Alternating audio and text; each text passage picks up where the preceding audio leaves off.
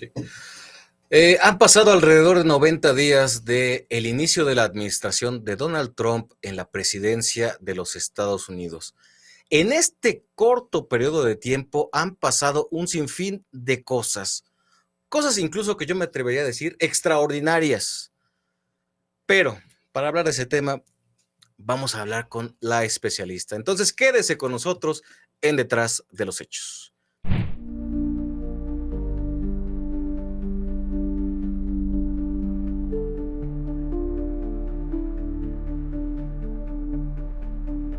No se va a acabar eso en un día. Alejandro, están comprometidos. Pero claro que va a afectar al ciudadano. A ver, tú dime.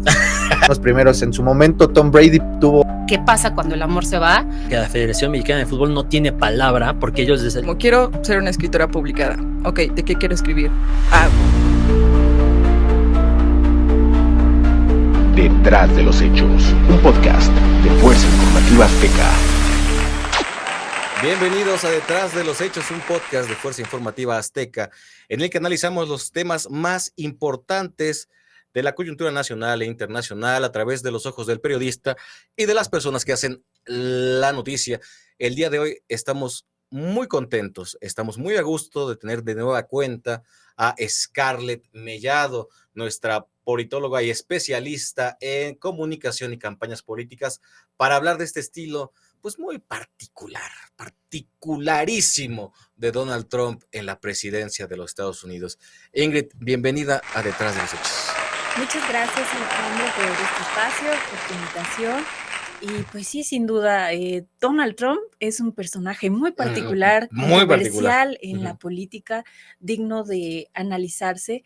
Y es que justamente su retorno reconfigura muchos espacios, entre ellos el espacio geopolítico y de entendimiento entre las naciones, respecto a un punto muy importante, que es en materia comercial. Los famosos aranceles por aquí, aranceles por allá, toda una guerra comercial, principalmente con sus favoritos, ya sus clientes pues más concurridos, que son China. China, que creo que llegó a 104%, por ahí una cifra escandalosa de aranceles, ¿no? Estaba en 104, al otro día, no, ese mismo día sube a 125, no responde China y terminó creo que en 140 y tantos, o sea. Pero yo no sé qué piensas, porque, por ejemplo, en el caso de México, ves que se aventó también esta amenaza de, pues ahí les va, ¿no? 20 y tantos, y luego, pues siempre no, pero al otro mes. Y después, pues los quito, o bueno, ustedes sí, luego no. Como que es más una herramienta para otra cosa que para quedarse, ¿no? Sí, o sea, una de las premisas que sostengo en mis análisis es que Donald Trump, con este retorno a la presidencia de Estados Unidos, utiliza los aranceles como una herramienta de negociación política. Recordemos, Donald Trump viene pues del sector empresarial, tiene una amplia trayectoria en este sector, entonces es un negociador por naturaleza y por experiencia. Incluso quienes han leído sus libros, pues ahí justamente habla de todos estos mecanismos y hazañas que lleva a cabo para... No me digas que tú te has aventado los libros de Donald Trump. No, he leído algunos resúmenes, ¿no? Sí, claro. Todavía no, pues para cómo van las cosas creo que sí hay que leerlo, o por lo menos acercarnos a las personas que sí han tenido pues ya esa experiencia. Oye, y ya vimos que utiliza los aranceles como herramienta de negociación, pero negociación ¿para qué? O sea, sí tiene la idea visionaria de colocar a América como en el punto más alto de la, pues no sé, economía mundial, o ¿qué ves tú con la utilización de los aranceles? Claro, parte de su discurso de campaña fue recuperar la grandeza de América. Entre ello, pues destaca justamente el posicionamiento comercial, económico de Estados Unidos como nación y como potencia imperialista. Sí. O sea, a lo largo de la historia, desde aspectos como la doctrina Monroe, el destino manifiesto. Sí, 1824, ¿no? Quincy Adams. Han utilizado este tipo de retóricas para justificar ciertas acciones donde Estados Unidos ha intervenido en América Latina y en otros países. Nosotros tampoco nos salvamos, ¿no?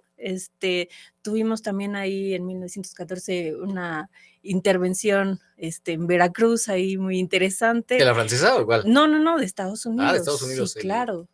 Un bombardeo en Veracruz. Quitar eso, que no se vea que no sabía que hubo una intervención. Sí sé cosas.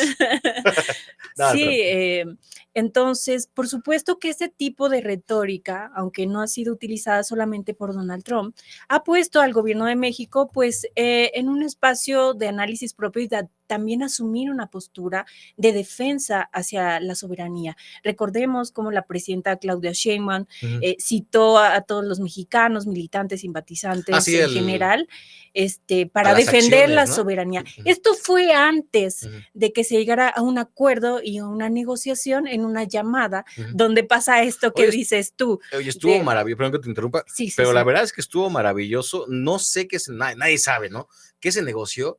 Pero fue la única que le puso un freno a lo que estaba haciendo Donald Trump y fue la primera vez que dijo, está bien, revisamos en un mes.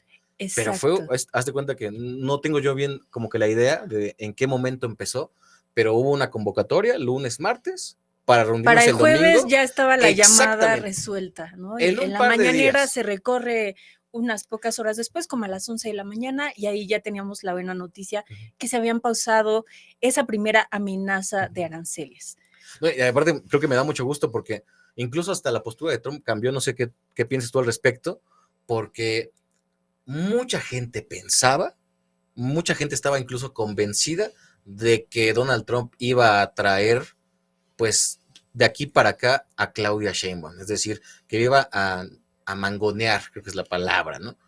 Y vemos esta acción. Se quedaron con las ganas de ver eso, pues porque vemos una presidenta entera respondiendo, resolviendo, defendiendo la soberanía. No, y que tiene una reacción del interlocutor, que es este payaso. Claro, además, Claudia Sheinbaum ha sido una mujer muy sabia, muy prudente, porque no ha entrado en este juego del ojo por ojo, ¿no? De tú me pones aranceles, yo te respondo, ¿no? Con lo mismo. Sí, empezando por Canadá, digo, ahorita ya no está Trudeau, pero... También estuvo medio innecesario ya Trudeau no siendo nada de ayer, bueno, no siendo nada, pero no siendo el primer ministro, saliendo ahora sí a defender, pues mano, cuando estabas ahí, debiste haber salido como saliste cuando ya no tenías nivel en el entierro, ¿no? Pero, perdón, sí. Sí, o sea, estaba todavía Trudeau y justo como dices, es que tanto en Canadá y a nivel internacional, pues ya todos estábamos al tanto que Trudeau iba a ser dirimido del cargo, o bueno, más bien, sí, él renunció, pero ya habían presiones de por medio, lamentablemente, ¿no? Tuvo que dejar el cargo, no terminar ese periodo. Y esto lo sabe Donald Trump. Creo que él es parte también de su análisis estratégico, de que si ve un presidente o presidenta que es respaldado por su pueblo, por su gente, entonces él toma una postura de respeto hacia esa figura de autoridad. Sí, ahí sí no sé si sea tan del todo cierto, porque hemos visto que China también, que tiene una postura como muy hermética, pues toda su vida China ha sido de esa manera, ¿no? Incluso hasta su economía es particular en el mundo, ¿no? Sí. Y aún así no le importa, ¿no?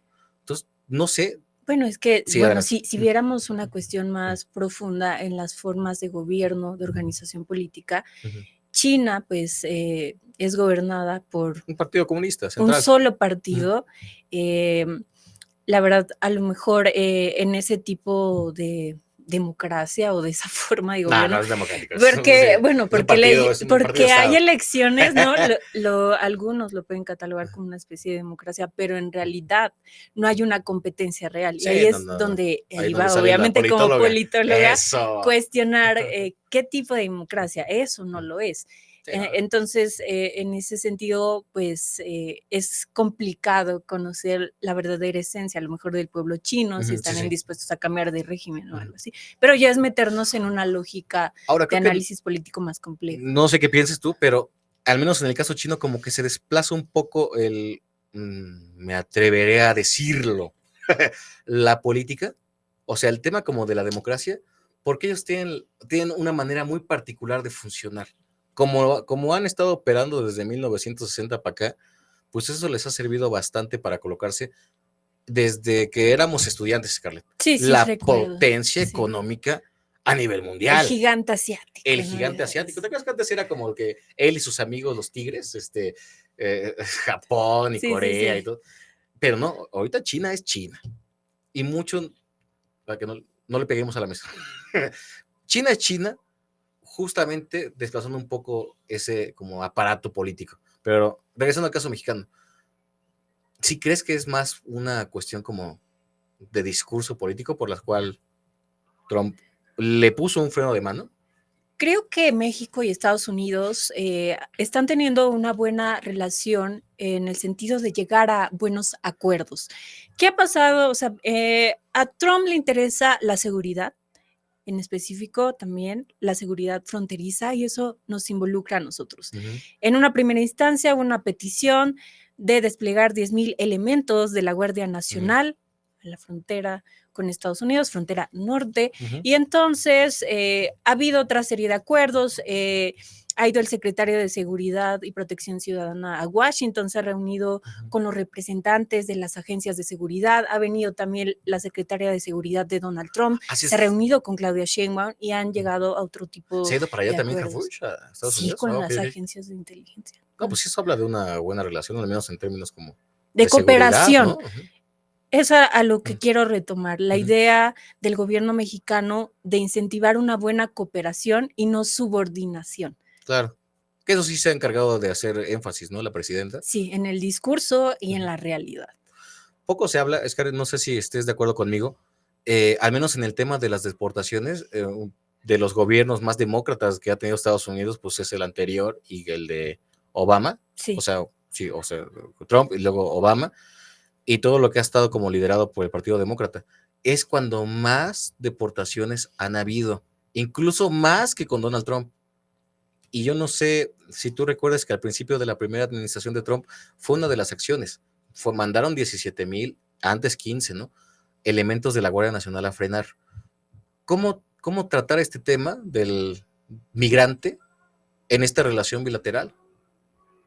Claro, los paisanos mexicanos merecen todo el respeto y por supuesto se les ha hecho saber que aquí tienen un gobierno que los espera con los brazos abiertos ante estas acciones hostiles que a lo mejor han tomado por parte del gobierno de Estados Unidos.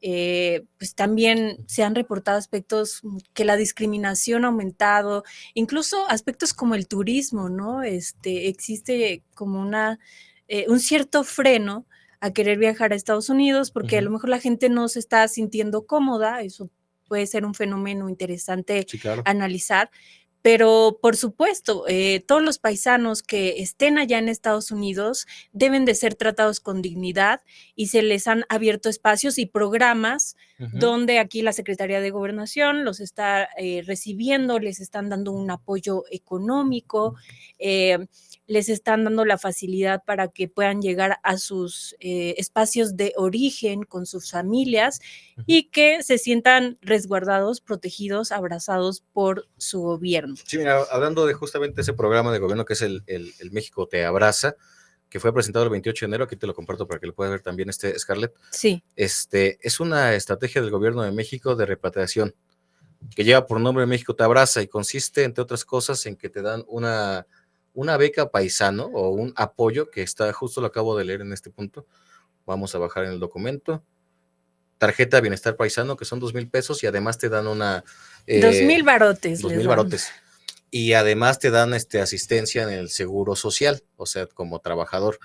Mucha gente también lo ha escuchado y quisiera preguntarte a ti, 2,000 pesos, 2,000 varos al mes, pues igual y tú y yo nos armamos una fiestecita con unas chelas bien ricas, ¿no? Ahorita con el calor. Sí, ahorita que tengo mala espalda, sí, ya para que se Ay, vea. amigo. Pero mucha gente que viene de allá con los salarios y los sueldos que se pagan allá, pues no vería con buenos ojos este apoyo. A esa postura, ¿tú qué le dirías? ¿Sí es una realidad o...? Bueno, es que también en Estados O algo Unidos, es algo. ok, ganan más porque es la conversión a Sí, dólar, no, pero sí. gastas más, ¿no? Y bueno, si hablamos de que sí pagaban taxes, impuestos o otro tipo de actividades, pues viene siendo lo mismo. Obviamente, este es un primer apoyo. en el momento que lo reciben, porque estuve viendo también información y videos en el aeropuerto, pues había stands para decirles, Tijuana, bueno, ¿no? espacios para que tú puedas encontrar un trabajo, o sea, fomento al empleo también. Esto es para que pues no se sientan solos, ¿no? Un primer acercamiento, un apoyo de que, oye, pues para que tengas que comer, tengas dónde llegar, y pues aquí te ayudamos con lo demás, ¿no? Oye, un segundo tema creo que es el de la seguridad, menos lo bosqueamos hace ratito que estábamos hablando con el tema de Harfuch. ¿Cómo sería el tratamiento al aspecto específico del fentanilo? Que es una cosa que ha hecho mucho énfasis la administración de Trump. Es, a ver, yo lo hago de esta manera porque no quiero que entre fentanilo. Y México es un precursor de fentanilo, ¿no? Exporta materiales de China y bla, bla. ¿Y qué otra cosa ha dicho? Bueno, que el fentanilo fue un problema de las farmacéuticas americanas. A ver, cuéntame, ¿de qué se trata? Eso. El medicamento regulado, ¿no? Por ellos. La distribución pues tiene que ver con eso. Obviamente el tema por la FDA, ¿no? Del tráfico de este elemento, pues sí tiene que ver con otros factores que se están combatiendo. Ahora, lo que me llamó mucho la atención, y volviendo también a esta relación bilateral y Donald Trump, él comparte en su red social la campaña que hizo el gobierno de México contra el consumo de fentanilo y otras drogas.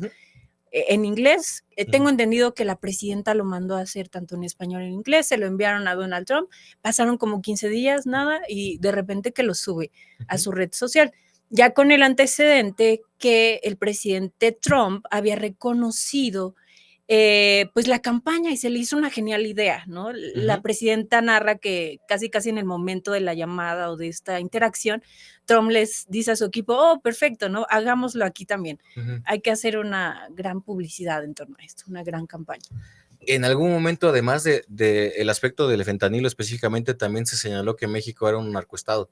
Y no solo por el presidente de Estados Unidos, sino también por toda su banda, ¿no? ¿A qué me refiero? Pues senadores, ¿no? Del Partido Republicano, ahí está Lindsey Graham, ahí está el mismo vicepresidente, ¿no? Que señalan a México con mucha displicencia, ¿no? Apoyando un poco su discurso. Sobre ese punto, ¿qué opinas? Porque si hay una crisis de seguridad que ya es de hace ya muchos años. Que investiguen a los políticos. Obviamente no podemos ser tolerantes a ese tipo de vínculos entre gobierno y personas que tienen actividades ilícitas. Creo que el Estado, el gobierno debe de investigar y si encuentran algo, pues castigarlos. Creo que argumentar nada más que, México es un narcoestado, pues suena más como argumento panista de oposición.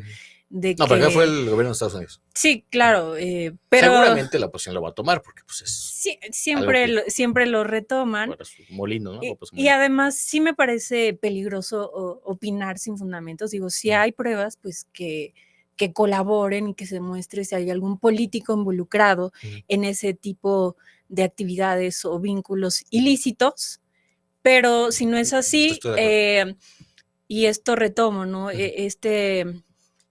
Esta cuestión de decir que los narcotraficantes son terroristas, ¿no? Que Estados Unidos proclamó. Sí, los definió. Que hasta el momento no ha pasado como nada, ¿no? O sea, sí fue también parte del show, de la política del show, pero sí era grave que lo hubiera señalado de esa manera. Esto nos pone en una alerta porque esto puede justificar intervenciones como ha sido a lo largo de la historia. Y es justamente lo que la presidenta pues busca defender y no permitir, y creo que todos los mexicanos.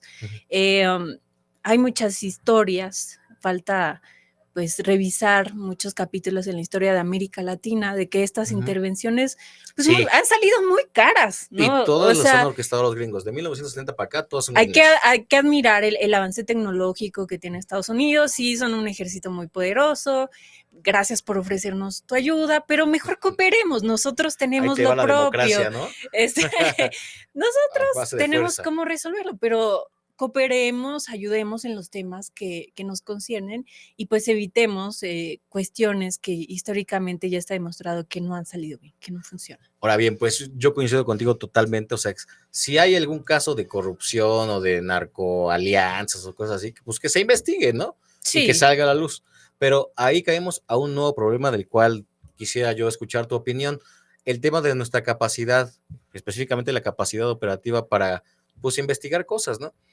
Lo tenía como muy claro en el caso de policías, ¿no? Específicamente. Hay como 220,000, de acuerdo con el censo del INEGI, del sistema de policial en México, 220,000, y 90,000 se concentran en la Ciudad de México. El resto de los estados de la República a veces no tienen ni un policía, o tienen un policía para un montón de territorio y para un montón de población. Entonces hay un problema por lo menos de primera atención, y ya después hablamos de las fiscalías, que es el trabajo que tienen que sacar para investigar. ¿Cómo hacerlo? Porque, por ejemplo, Claudia le dio muchos poderes a la Secretaría de Seguridad y Protección Ciudadana, que por alguna razón, que yo creo que es más política, no ha tenido pues esta concreción, ¿no? Este robustecimiento, que básicamente es Monreal y los demás, ¿no? Que no han querido legislarlo.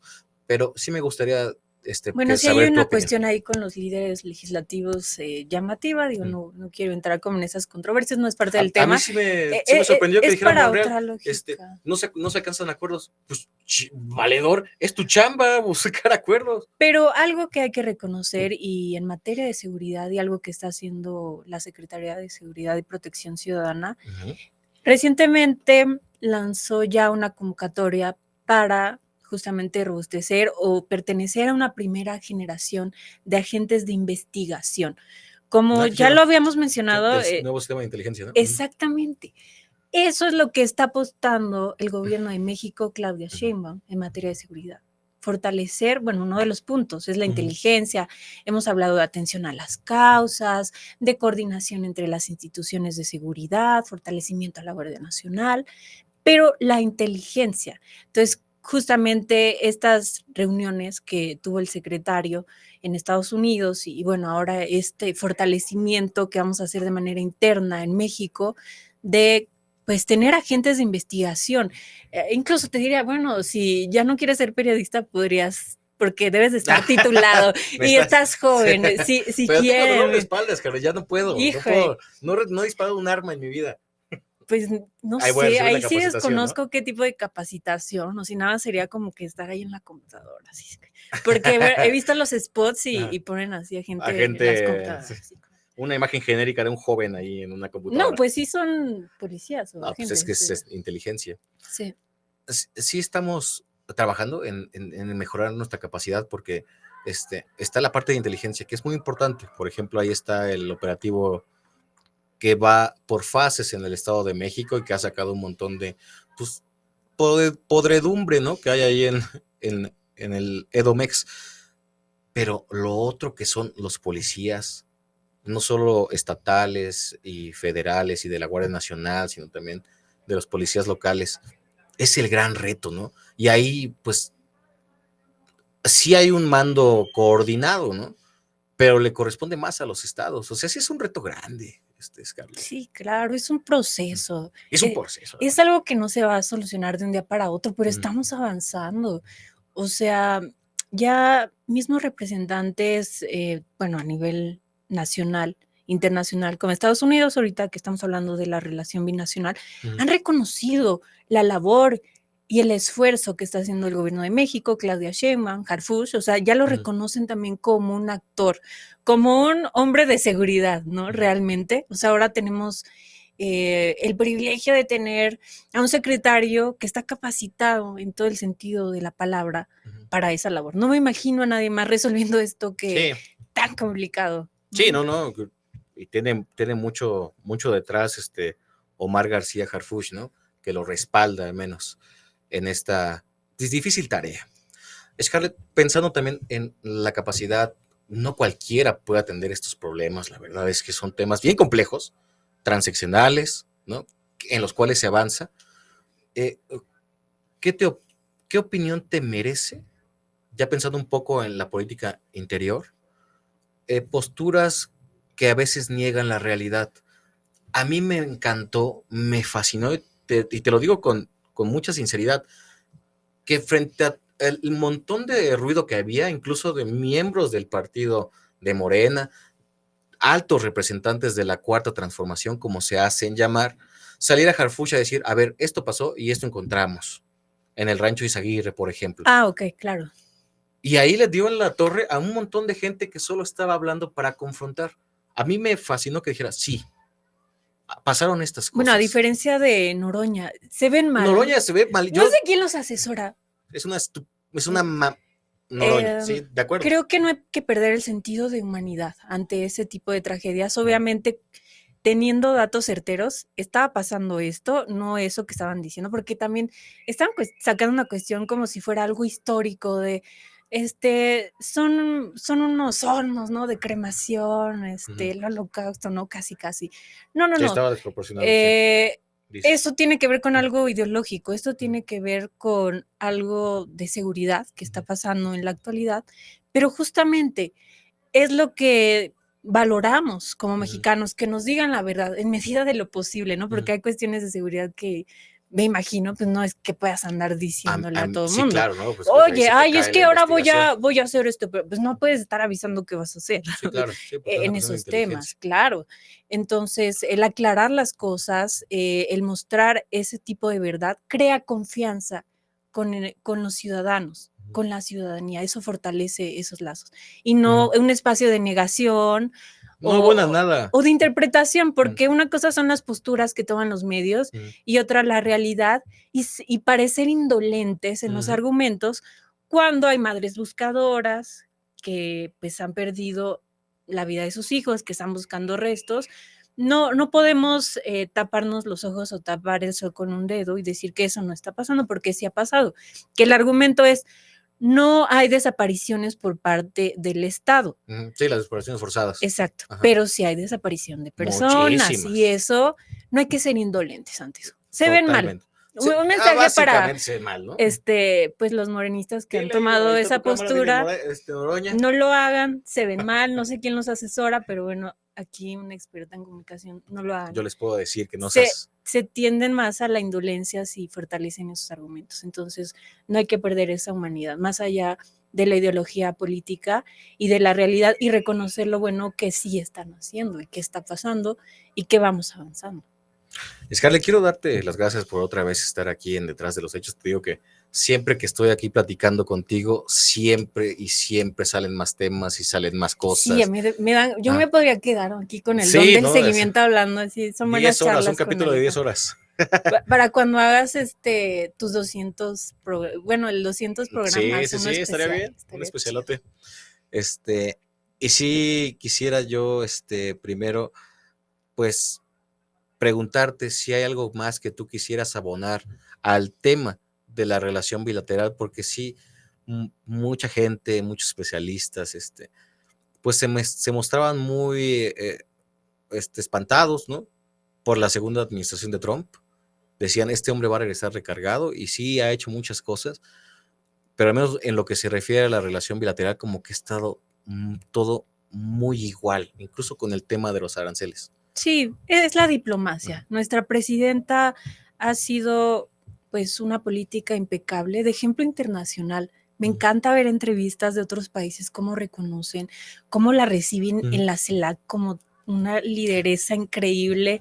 Sheinbaum, pues claro, es SHera, es catedrática de la UNAM, está dando cátedra de cómo se debe de llevar las relaciones diplomáticas, en específico pues con un personaje que puede llegar a ser reactivo como Donald Trump, pero que también puede entrar a un entendimiento cuando puedes negociar bien con él y llegar a puntos de acuerdo. A mí es lo que más me sorprende, que Donald Trump te haya reconocido como un interlocutor válido para hablar, nada más para hablar, porque ese señor, ¿cuántas veces no le hemos visto voltear la cara cuando viene un político que no considera como, pues, merecedor de su palabra? Pero sabe que Claudia Sheinbaum tiene el respaldo de la gente. Te digo que desde mi perspectiva de análisis, ¿Sí crees que es por eso? Claro, sí, por supuesto. Ay, yo no lo había pensado, pero está interesante que sea por el respaldo popular. Es parte de, entre otros factores, ¿no? Que ha reconocido que es una mujer elegante, que es una mujer que puede llegar a acuerdos. Él mismo ha reconocido su papel. Sí, que pero bueno, no, el gran garrote, ¿no? La democracia, pero pues me llevo las 3 plantas de construcción de automóviles. Sí. Me las retorno, igual, pero bueno, diplomacia. Pero fíjate, hay una cosa interesante, al menos en el caso de la popularidad, porque estamos entrando a la recta final del episodio, tiene un amplio margen de aprobación Claudia Sheinbaum, pero cuando se pregunta por las políticas gubernamentales en las cuales tiene que ver el gobierno federal, la gente no las aprueba tanto. Puede ser por ignorancia, puede ser porque están hartos también, pues son temas muy, muy delicados, salud, educación, seguridad, pues son cosas en las que siempre hemos adolecido. Digo, habría que ver encuestas, ahorita no traigo así como los datos en la mente, pero podríamos contrastar en algún momento ese tipo de aprobaciones por sus temas. Sí, las de Alejandro Moreno sí están interesantes. Ajá. Sí, porque me quedé pensando con eso. Pero Scarlett, a ver, últimos minutos, tus redes sociales para que la gente pueda contactarte en caso de que así lo quieran. Scarlett Mellado en todas las redes sociales posibles. TikTok, Instagram, Facebook. X, Twitter, ¿también? Bueno. A ver, yo siempre le digo. Sí, Twitter, yo siempre le voy a decir Twitter, perdónenme. Sí, ya está. Que nos disculpe Elon Musk. Sí. Y un comentario final, Scarlett, con el que te quieras despedir. Claro, pues la relación México y Estados Unidos ahora pues enfrentará grandes retos a nivel estratégico en esta nueva reconfiguración geopolítica, estas nuevas alianzas que se están dando con los países asiáticos. También, por su parte, nuestro país pues está buscando fortalecimientos de alianzas en materia económica de América Latina. Está el planteamiento de justamente el proyecto, el Plan México, que tiene que ver con el propio desarrollo interno y este tipo de alianzas que vamos a ir fortaleciendo en el sector empresarial. Ese es un gran tema también del Plan México, porque mucha gente también, de todos lados, o sea, de diferentes instituciones lo han criticado, porque señalan cómo se va a fomentar el consumo interno por decreto. La historia no lo demuestra así, pero es un tema para la otra semana, ¿no? ¿Cómo ves? Y podemos hablar de la prohibición de los dulces también. También, o sea, por favor. Porque los niños quieren. Voy a pelearme con las cooperativas. Con no, las pero estamos en el primer nivel de obesidad. O sea, sí, de acuerdo. Hay que ser conscientes. Pero también ahí, o sea, pues mejor apostamos a la educación, ¿no? Podríamos decir hasta dónde puede intervenir el Estado, hasta dónde invertir en educación, hasta dónde tiene responsabilidad los padres de familia. Es un gran tema. Es un gran tema, discusión, pues sí. Pero por lo pronto, pues no podemos seguir siendo el primer país de obesidad infantil. Estado, te doy tu cachetadón y no puedes comer eso, tus chocolatitos. Bueno, es que ahora hasta el tráfico de dulces ahora ya no es fentanilo, ahora es tráfico de dulces. ¿Cuántas veces, cuándo ha funcionado en la historia, Mauricio Montes de Oca, en los controles, las políticas prohibicionistas? ¿Cuándo, Mauricio? Dice Mauricio que no lo esté chingando. Scarlett, muchísimas gracias por estar aquí en Detrás de los Hechos. Gracias a ti por el espacio, a tu audiencia. Una excelente sesión el día de hoy de podcast. Estuvo buena. Este fue el episodio 122 de Detrás de los Hechos con Scarlett Mellado. Scarlett, muchísimas gracias. Gracias a ti. Y Mauricio en los controles. Gracias, Mau. Te quiero mucho.